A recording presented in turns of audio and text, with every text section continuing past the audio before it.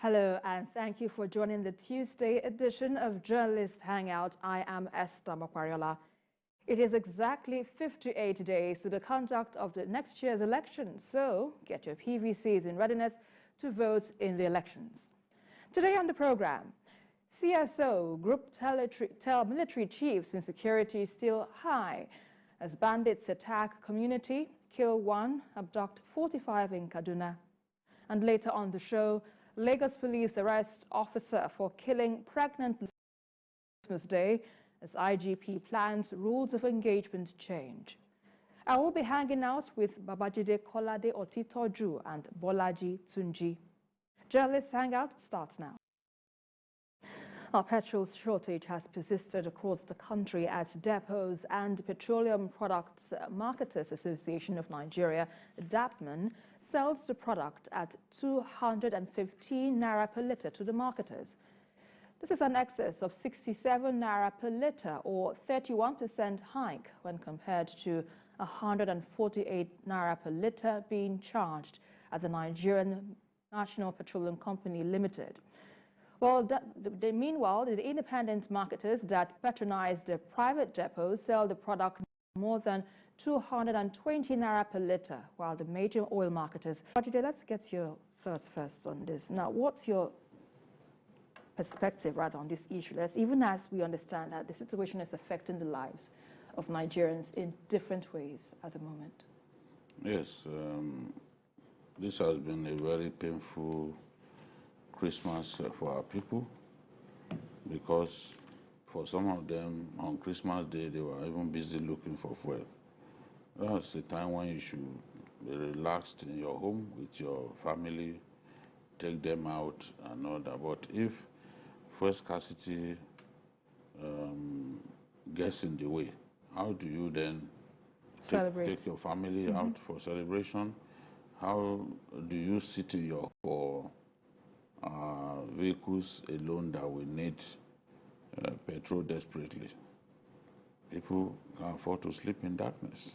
So you need to power your generators amidst the inability of federal authorities to provide regular power supply across the country. So you need to power your generators with petrol or diesel, as the case may be, and then you need to buy fuel to put in your car so that you can run around, you can hustle.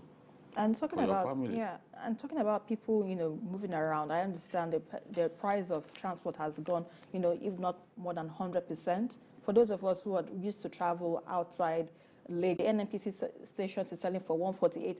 How can this margin be breached? How can we resolve this? There is no way in a situation of scarcity that you can bridge this gap. All of us can't buy at the NNPC retail outlets because the queues are endless, and some people even get beaten. In the course of trying to buy fuel, your car could be damaged. So many Nigerians can't put themselves through all that pain. In any case, how many NNPC retail outlets are there? The bulk of the filling stations we have in our country belong to the independent marketers. DAPPMAN. Major marketers do not account for just a fraction, the local governments and all that. You see major marketers largely in the urban centers, and the bulk of our people live in rural areas. My dad was telling me that they sold petrol for as high as 350 per litre in my state. That is killing.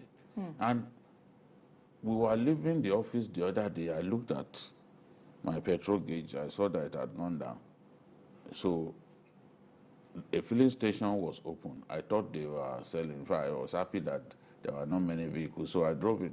That's the filling station on this expressway, the one with the Litre attached to it. As we drove in, 3 guys walked up to us and said, do you want to buy a fuel? I said, yes, that's why I parked there. And the next they told me that I should bring 12,000 naira for for 30 liters. I said, is it black market? Is it black market that you want to sell to me? 12,000 naira for 30 liters? I said, what's going on? The guy said I should wait. He wanted to go and bring the fuel. I did the maths in my head. As poor as I am in mathematics, I knew that was not good enough for me. So what did you arrive at? I drove off. No, that's about 400 naira per liter. Oh, okay. So why should I buy fuel at 400 naira per liter? I just drove off. I drove off.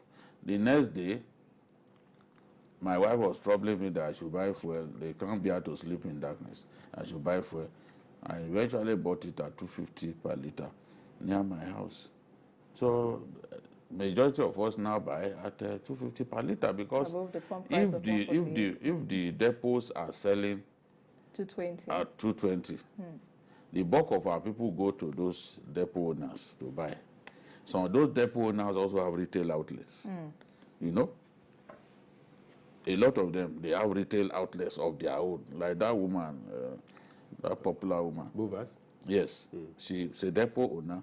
She has retail outlets. No, she's fair. She's better than others. She's not as greedy as others. 180. You know, she's not as greedy as others. That's one thing. She's been consistent. Very consistent. You know, when they have petrol, she sells. Yeah.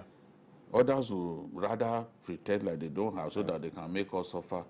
I mean, it just looks like no one is in charge. And a country that has this resource in abundance, we shouldn't be going through all this pain. Talking about those in charge, Bolaji, from what PK has said, we have the NNPC, who is solely mandated to ensure this is available for all Nigerians.